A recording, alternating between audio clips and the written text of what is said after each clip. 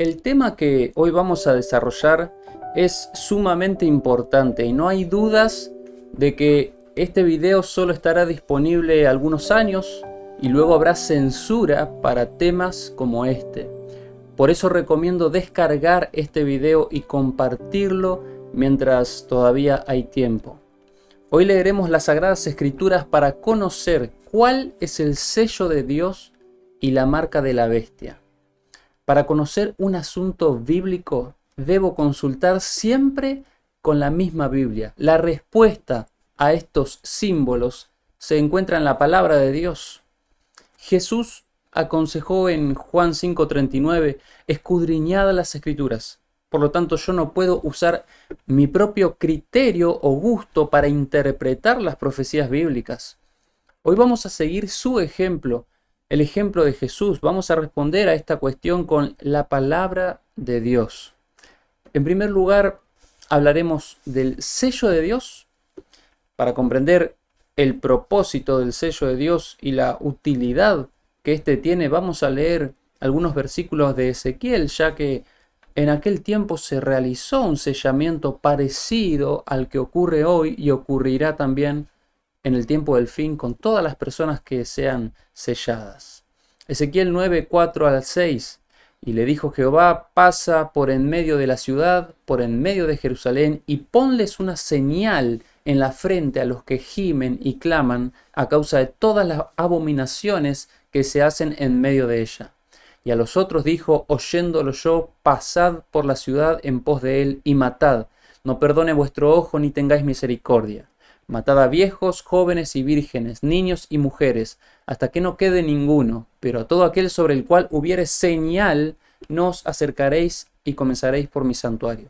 Comenzaron pues desde los varones ancianos que estaban delante del templo. El versículo es claro. Los que clamaban a Dios por todo el mal que ocurría en Jerusalén eran los fieles hijos de Dios. A ellos se les colocó una señal en la frente para identificarlos, y cuando pasaba la espada para ejecutar a los impíos, los únicos que quedaban vivos eran los sellados con la señal. Nosotros también somos sellados en esta vida, y en el tiempo del fin el sello será más notorio. Hablaremos del sello que todos reciben en algún momento de sus vidas, ya sea que estén vivos o que hayan pasado al descanso antes de la segunda venida de Jesús. Responderemos al lugar donde se coloca y qué representa. Luego hablaremos de la marca de la bestia, en qué lugar se coloca y qué representa. Comencemos. La obra de sellar a los hijos de Dios la realiza el Espíritu Santo. Vamos a leerlo. Efesios 4:30. Y no contristéis al Espíritu Santo de Dios, con el cual fuisteis sellados para el día de la redención. En otra ocasión se nos repite la obra del Espíritu Santo cuando se habla del sellamiento de los hijos de Dios. Efesios 1:30. En él también vosotros, habiendo oído la palabra de verdad, el evangelio de vuestra salvación, y habiendo creído, fuisteis sellados también en él con el Espíritu Santo de la promesa. El Espíritu Santo ha realizado la obra de sellar a los hijos de Dios, y cuando lleguemos al tiempo del fin, antes de la destrucción, toda persona será sellada. Apocalipsis 7, 2 y 3 dice, vi también a otro ángel que subía de donde sale el sol y tenía el sello del Dios vivo, y clamó a gran voz a los 4 ángeles a quienes se les había dado el poder de hacer daño a la tierra y el mar, diciendo, no hagáis daño a la tierra ni al mar ni a los árboles hasta que hayamos sellado en sus frentes a los siervos de nuestro Dios. Dios coloca un sello que no podemos ver a simple vista, que es el Espíritu Santo. Él realiza una obra en nuestra vida que ahora detallaremos. Y la señal distintiva que sirve para que no perezcamos se coloca en la frente. Esta señal no es literal, no es visible. Los salvos no tendrán un tatuaje en sus frentes. Esta señal es simbólica y se coloca en la frente porque allí está nuestra mente. Por lo tanto, seremos conscientes de la señal porque se coloca en el pensar. No depende de los ángeles que nos salvemos o perdamos. Depende de una decisión firme de parte de nosotros. Una decisión consciente y bien asentada en el pensamiento para que los ángeles coloquen su sello de aprobación en nosotros. En conclusión bíblica, para que una persona esté sellada, debe tener el Espíritu Santo de la promesa. Una persona con el sello fue una persona que consagró su vida, que hizo de su cuerpo un templo habitable para el Espíritu Santo, que se santificó día tras día mediante la obediencia a la verdad, ya que la Biblia dice que el Espíritu Santo solamente lo reciben los que obedecen a Dios. Una persona sellada es una persona que obró bien delante de Dios y de los ángeles. Una persona recta, que llegó al conocimiento consciente de la verdad. En Apocalipsis 7 también se menciona que los fieles hijos de Dios son sellados antes de la destrucción del mundo.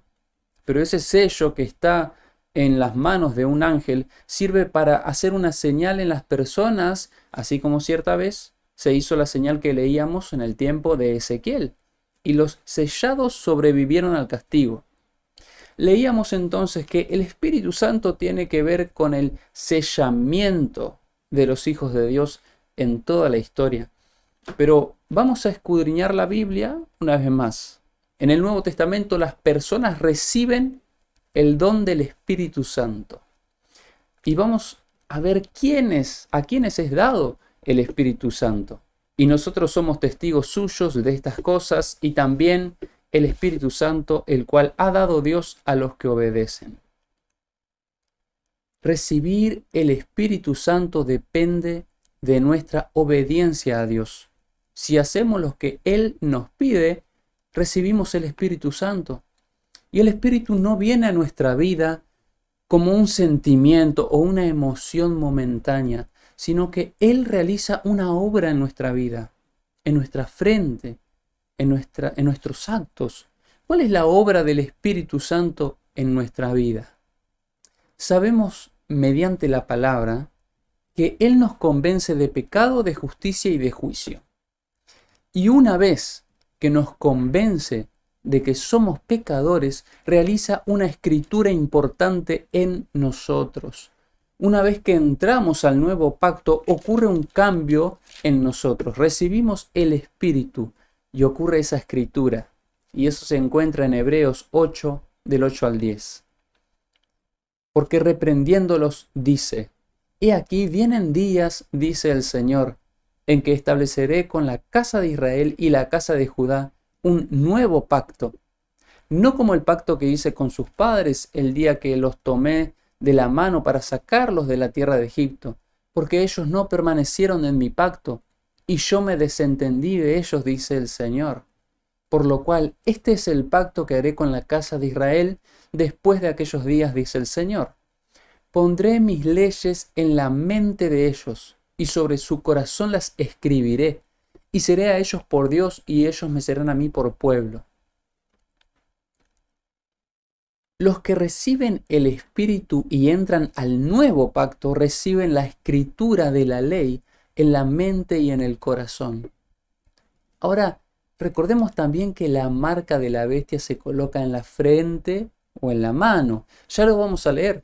Esto significa una señal en el pensamiento y en el actuar. Y tengamos en cuenta que el Espíritu Santo no viene para producir una emoción pasajera. No viene para que llores, no.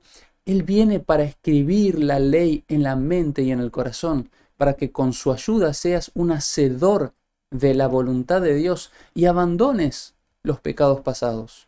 Ese fue siempre el plan de Dios, que el hombre, tanto en el antiguo como en el nuevo pacto, tuviese su ley escrita en su vida, especialmente escrita en el corazón, la frente y la mano.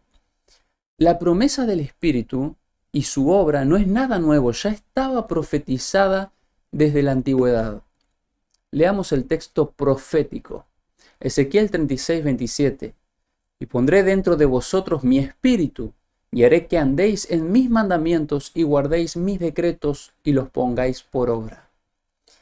Es mediante la presencia del Espíritu que una persona logra obedecer la ley de Dios. La evidencia de que hoy en día las personas carecen del Espíritu es porque odian la ley de Dios y aman el pecado.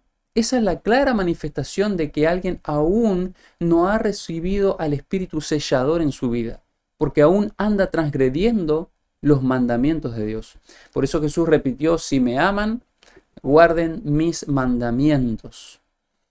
Dios siempre quiso que su pueblo caminase en su ley. Vamos a recordar esto en la Biblia. Leamos Éxodo 13:9. Y te será como una señal en tu mano y como un recordatorio en tu frente, para que la ley del Señor esté en tu boca, porque con mano fuerte te sacó el Señor de Egipto. Dios quiere que las personas tengan su ley en la frente o en la mano. Recordemos que su ley son 10 mandamientos morales que se resumen en amor a Dios y amor al prójimo. Y aquel es donde el antiguo pacto armoniza con el nuevo, porque en ambos la obra del Espíritu Santo es sellarnos con la verdad y escribir los 10 mandamientos en nuestra conciencia, para que andemos en obediencia y así disfrutemos de la presencia del Espíritu Santo en nuestras vidas. En ambos pactos, en ambos testamentos, antes y después de Cristo, una sola voluntad existe de parte de Dios, que tanto en nuestro pensar como en nuestro actuar vivamos a la luz de sus mandamientos. Hay otro texto importante que es parecido sobre el lugar donde se coloca la ley de Dios en nuestra vida. Deuteronomio 6:8 dice: y las atarás como una señal a tu mano y serán por insignia entre tus ojos. Este capítulo de Deuteronomio fue el que Jesús usó para derrotar a Satanás en el tiempo de la tentación, y va a ser el que usemos nosotros también para vencer al mal en los últimos días. Claramente el lugar que le pertenece a la ley de Dios es la frente y la mano y también el corazón. Aunque no lo vemos, todo aquel que entró en el nuevo pacto tiene sellada una escritura por el Espíritu Santo. Esa persona lucha día a día por agradar a Dios, obedeciéndolo en todo. Y el Espíritu Santo hace que la obediencia sea perfecta hacia Dios. La persona que recibe el conocimiento nítido de la ley gracias al Espíritu Santo se convence de todo pecado, ya que pecado es transgredir la ley de Dios. Esa persona comenzará una lucha con la carne, tratará de vencer todo acto pecaminoso, comenzará su decisión de andar en carne o en espíritu. Cuando una persona me dice que está luchando con un pecado y que está buscando a Dios constantemente para vencer, ahí yo puedo notar que el Espíritu está insistiendo en su vida. Concluimos bíblicamente que el Espíritu Santo es el sellador, el sello es su ley. Y ahora veremos que ese sello tiene una señal distintiva que nos identificará como un pueblo peculiar en el tiempo del fin. Esta verdad da mucho que hablar. Recordamos que Dios escribió los 10 mandamientos en piedra y el Espíritu Santo los escribe en el corazón. Dios escribió en piedra y ahora el Espíritu escribe en carne. Gloria a Dios por eso, porque ahora somos sus cartas, porque Él escribió en nosotros. Como dijimos, ese sello de Dios tiene una señal distintiva que distingue a los hijos de Dios de los hijos del diablo. Veremos con la Biblia también cómo la Biblia enseña que esta señal muestra cuál es el pueblo verdadero de Dios y que le pertenece a Dios. En Ezequiel, la señal servía para identificar a los hijos de Dios, y esta verdad debemos comprenderla bien, ya que en el fin habrá una señal con la cual Dios se identificará con nosotros, y nosotros nos identificaremos con Él. Ezequiel 20:12 y 20 dice: y les di también mis días sábados, para que fuesen por señal entre mí y ellos, para que supiesen que yo soy Jehová que los santifico. Y santificad mis sábados y sean por señal entre mí y vosotros, para que sepáis que yo soy Jehová vuestro Dios. ¿Cuál es la señal bíblica de que le pertenecemos a Dios? El día sábado. En otras versiones, el día de reposo, es decir, el séptimo día de la semana.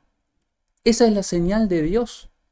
Bíblicamente no hay otra señal. La señal que determina quién le pertenece a Dios es la adoración a Dios en el día séptimo. Ese es el día correcto. Yo puedo creer que esto parece ilógico, que la obediencia a Dios en este punto sea la señal, pero la Biblia supera toda lógica. Esta es la palabra de Dios. Y quiera yo o no, es la única señal que habla la Biblia que le pertenecemos a Dios. La señal de Dios lleva el nombre de Dios. ¿Y cómo se identifica Dios con nosotros? Como creador. Ya que el mandamiento nos dice que la razón de consagrar el séptimo día a Dios es porque Él creó todas las cosas en 6 días y reposó, bendijo y santificó el día séptimo.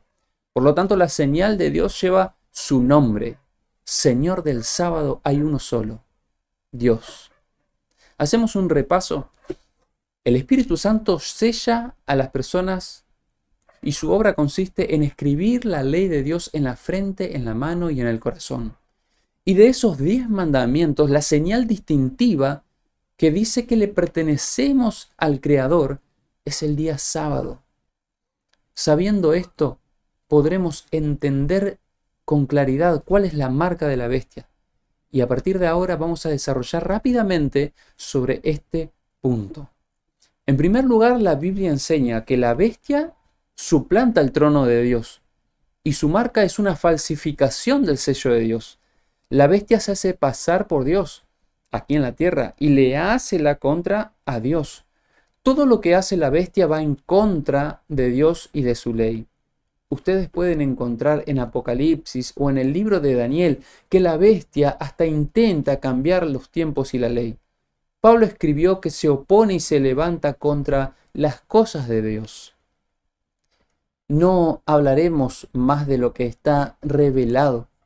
Sabemos que la bestia persiguió al pueblo de Dios.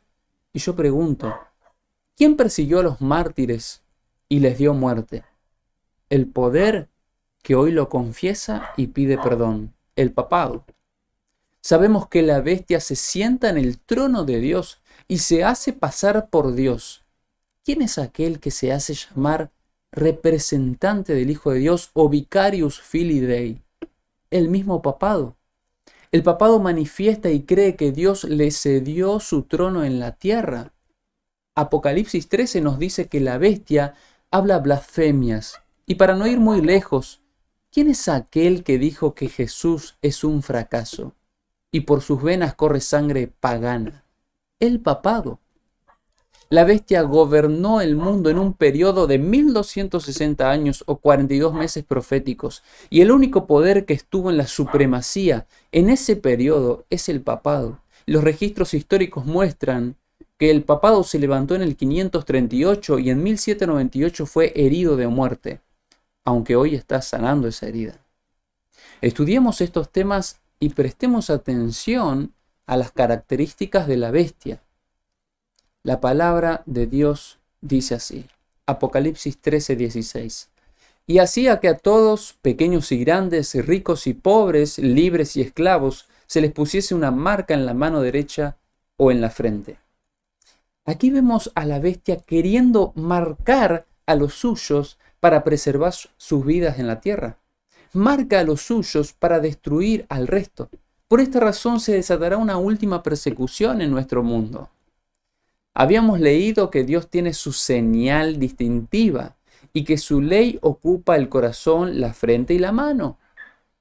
Mientras que el poder mundanal que la Biblia llama bestia falsifica la señal de Dios y en lugar de sellar a las personas como lo hace el Espíritu Santo, la bestia marca a las personas por medio de una identificación humana. La marca es una falsificación del sello de Dios. Y Satanás, por medio de la marca de la bestia, busca ocupar el mismo lugar que la ley debe ocupar, la frente y la mano. Esto significa el pensar y el actuar. La bestia quiere colocar sus propias leyes en la mente de los ciudadanos. La bestia busca que los ciudadanos actúen conforme a su voluntad. Todo el capítulo 13 nos dice que el problema principal de las personas en el tiempo del fin es la adoración. Repite muchas veces que la humanidad adora a un poder que no es Dios.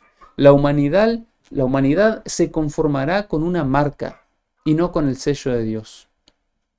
La marca de la bestia no se trata de salud. Lo que te colocan en el hombro no es la marca de la bestia. Tampoco se trata de tecnología. Un microchip no es la respuesta a una forma de adoración. De ser así, todos los que tenemos celulares ya tenemos entonces la marca de la bestia en nuestras manos. Pero bíblicamente se trata de adorar a Dios o a la bestia. Adorar como Dios lo dice o como la bestia lo impone. El versículo nos muestra que la bestia impulsa un sistema de adoctrinamiento universal que llega tanto a niños como a adultos, sin importar la clase social, ni la edad, ni la posición económica.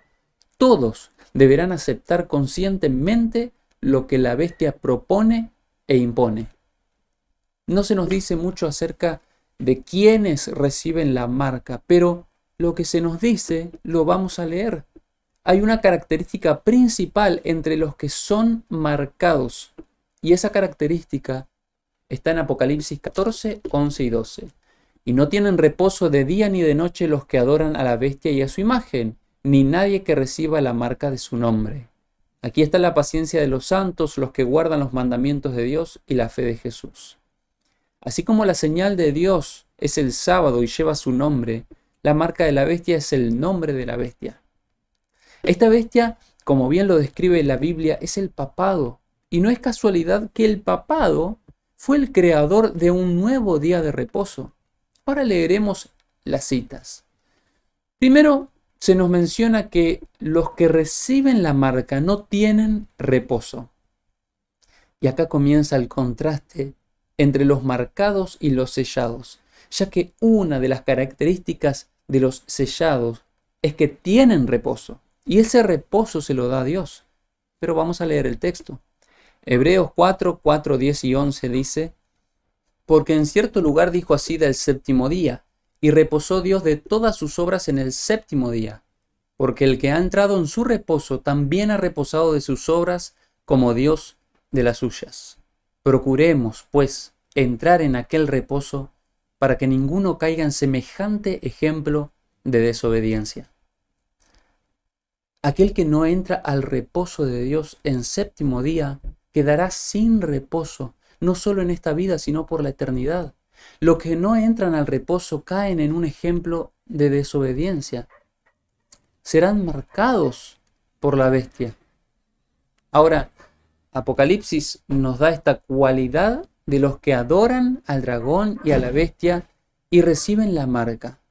No tienen reposo. Es decir, son los mismos que despreciaron el cuarto mandamiento de la ley de Dios y quedaron fuera del reposo de Dios.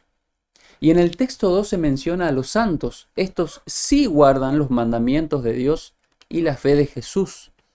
En resumen, por un lado, los que no entran al reposo de Dios, marcados, y por el otro, los que observan los mandamientos de Dios, sellados. El conflicto entre el bien y el mal irá en aumento hasta el fin. La controversia entre el Señor del sábado y el domingo papal será cada vez más notoria. Jesús dijo que nadie piense que vine a abolir la ley. Sin embargo, el papado se atrevió a cambiar la ley y ejecutó el tremendo cambio de la solemnidad del sábado por el domingo. Ese cambio lo aceptó gozosamente el catolicismo y, sin conformarse con eso, los papistas hicieron todos los cambios posibles en la ley de Dios. Y esa es la gran evidencia de que la profecía apuntaba al Vaticano como el cuerno pequeño de Daniel 7 y la bestia de Apocalipsis 13. Vamos a ver las evidencias históricas que demuestran el cambio del sábado por el domingo y cómo lo reconocen los líderes romanos, que muestran a las claras que ellos cambiaron el reposo del sábado por el primer día de la semana, domingo. Por supuesto, la Iglesia Católica afirma que el cambio sábado al domingo fue su acto, y el acto es una señal de su autoridad eclesiástica en asuntos religiosos. Otra cita dice: el domingo es nuestra marca o la autoridad. La Iglesia está por encima de la Biblia, y esta transferencia de la observancia del sábado es una prueba de ese hecho.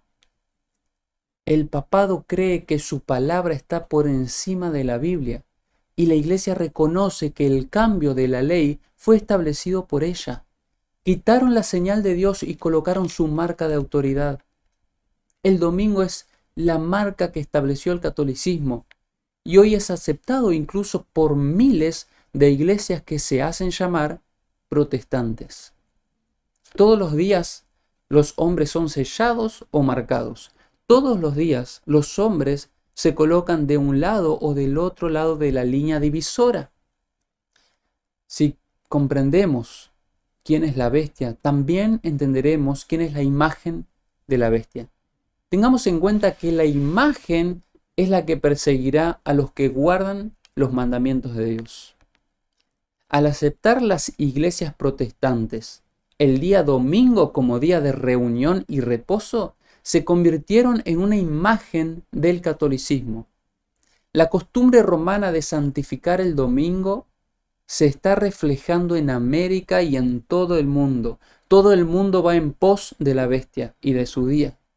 Una imagen de la bestia es algo parecido a la bestia. Y el punto doctrinal en donde las iglesias pasan a formar parte de la familia del catolicismo es que comparten el mismo día de adoración, sin saber muchos de nuestros hermanos protestantes sinceros que al congregarse en el primer día de la semana dejaron de lado el ejemplo bíblico, se olvidaron del único mandamiento que Dios les dijo: acuérdense, y llegan tarde a su cita con Dios. Alguien que separa el día correcto de adoración seguirá el ejemplo del Padre en la creación, el ejemplo de Jesús, el ejemplo de los discípulos, el ejemplo de los profetas, los apóstoles, también el ejemplo de las mujeres que siguieron y acompañaban a Jesús. Mientras que alguien que separa el primer día de la semana para la adoración sigue el ejemplo del papado, ya que bíblicamente está establecido que Dios y su ley son eternos, que no sufren cambios. Por lo tanto, el día correcto para adorar a Dios siempre será el sábado. La Iglesia Católica Apostólica Romana es esa gran ramera del Apocalipsis, y las iglesias que se atienen a sus doctrinas pasan a ser hijas de Babilonia. Yo no estoy diciendo en este momento que los católicos son gente mala. Hay muchos hijos de Dios dentro de la Iglesia Católica, personas que son fieles a la luz que recibieron, y cuando Dios los llame a salir, con gusto van a aceptar el llamado. Tampoco estoy diciendo que todos los protestantes son imagen del papado. La imagen de la bestia la forman los protestantes apóstatas, los que se apartan de la verdad bíblica y terminan siguiendo en pos de los pasos del papado. El Señor del sábado, nuestro Señor Jesucristo, habló mucho sobre la importancia del sábado para toda la humanidad, mientras que el papado sigue publicando libros acerca del domingo. Ustedes pueden notar que el Papa insiste en varios de sus libros para que el mundo entero separe el domingo como día de recreo y de descanso. Se ve a las claras la lucha entre el bien y el mal, entre Jesús y Satanás, entre el sábado y el domingo. Y mientras nos acerquemos al fin, este tema se volverá cada vez más intenso. Ahora quiero adelantarme un poquito en las profecías y veremos qué sucederá después que los gobiernos mundiales imponen la marca papal. Ya vimos que la marca de la bestia es la marca del papado, y esa marca se denomina como la imposición humana del día domingo como día de reposo universal. Es decir, la marca con la cual quieren identificar a la población mundial es la imposición de un mandato humano. Esa marca anula la ley de Dios y es una falsificación de la señal de Dios que Él estableció para su pueblo. Luego de la imposición dominical, habrá un grupo fiel a Dios siendo la única resistencia. Esa minoría que decida ser fiel a los mandamientos de Dios y a su fe en Jesús serán el blanco de persecución. La gran tribulación final se desatará cuando salga el decreto de muerte del cual habla el Apocalipsis. Cuando eso suceda, todos los ciudadanos que decidan guardar el domingo se levantarán para perseguir a los que observan los mandamientos de Dios. Así lo dice Apocalipsis. Apocalipsis 12:17. Entonces el dragón se llenó de ira contra la mujer y se fue a hacer guerra contra el resto de la descendencia de ella, los que guardan los mandamientos de Dios y tienen el testimonio de Jesucristo. Aquí está el remanente. Solo los que guardan los mandamientos serán perseguidos. ¿Cómo persigue Satanás a los santos? De esta manera. Apocalipsis 13:15. Y se le permitió infundir aliento a la imagen de la bestia, para que la imagen hablase e hiciese matar a todo el que no la adorase. Cuando aquí se le infunde aliento a la imagen, es para que la imagen tenga voz y decisión acerca de los eventos finales. Ya dijimos que la imagen de la bestia es formada por el protestantismo apóstata, o sea, todas las organizaciones religiosas que armonizan su día de reposo no con Dios, sino con el papado. Esa imagen la formarán todas las iglesias protestantes que guarden el domingo como día de reposo. Los líderes protestantes que abandonen su fe en la palabra de Dios usarán su influencia para promover la persecución a los así llamados sabatistas.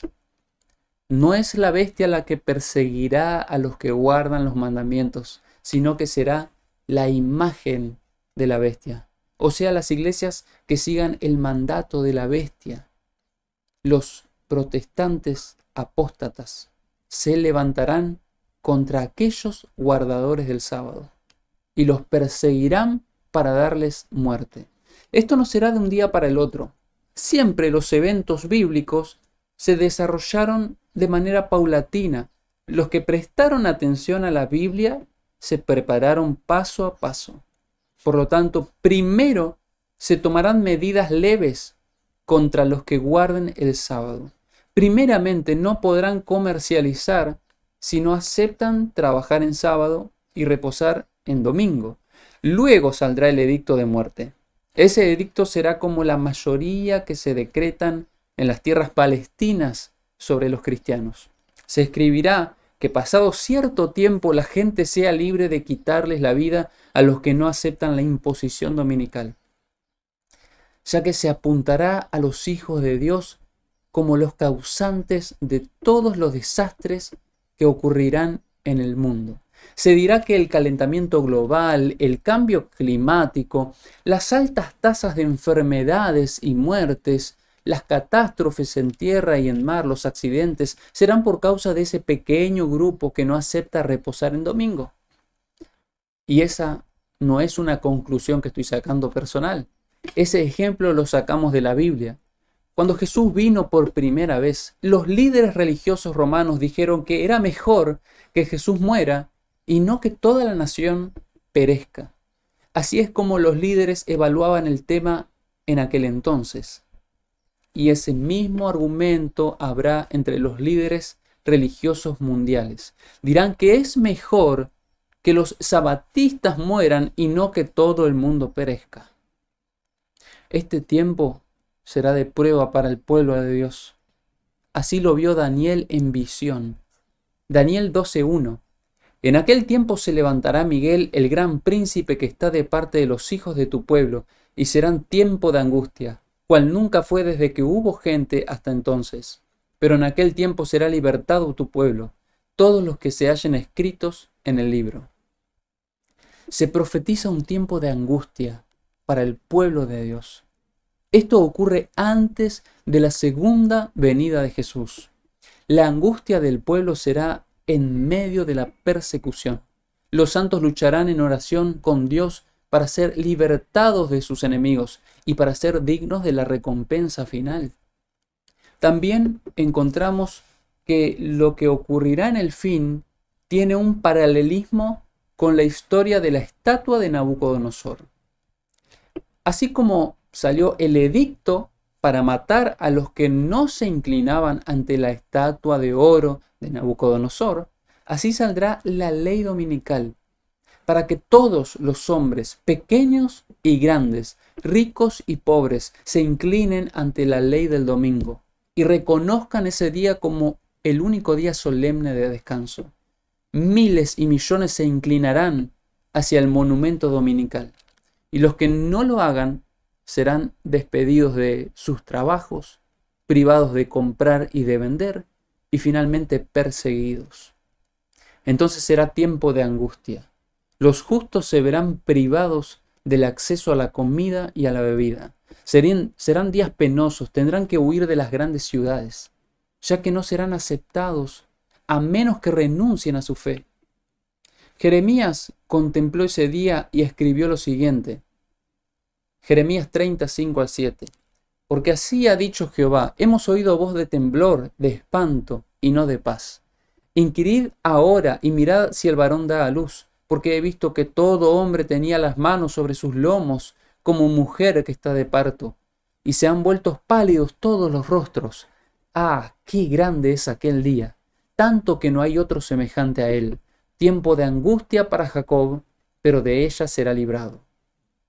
Así como Jacob anduvo errante por la tierra luego de su pecado, así como tenía miedo de encontrarse con Esaú, porque temía por su propia vida, de igual manera andarán los hijos de Dios huyendo de sus propios hermanos protestantes, que querrán darles muerte.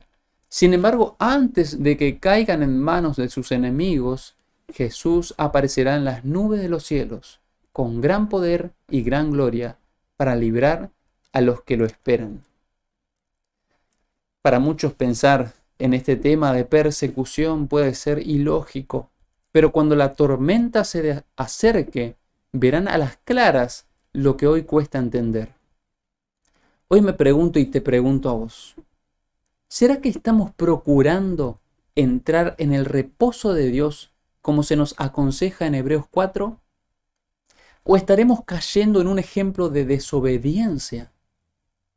¿Entendemos que esta lucha es entre el Señor del sábado y el Señor del domingo? ¿Creemos que si no estamos con el 7 estaremos con el 666? Porque en la Biblia se ve el contraste, hermanos. La propuesta del papado hoy sigue siendo la misma.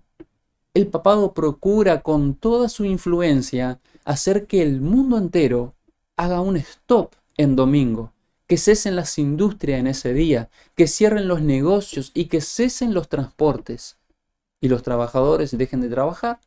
Los motivos para separar ese día son buenos realmente, pero el día que se escogió y el fin es malo.